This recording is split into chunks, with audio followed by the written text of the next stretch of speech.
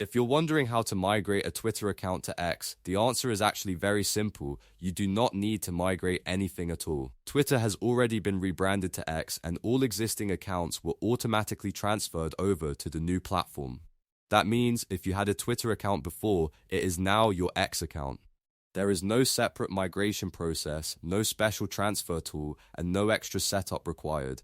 You can continue using the same login credentials you always used. In other words, your old username, email, and password still work the same way on PC and on mobile.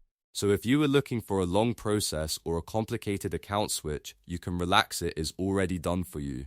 All you need to do is go to X, sign in with your normal Twitter details, and your account should open just like before. If you can remember how you logged into Twitter, that is still the same way you log into X today.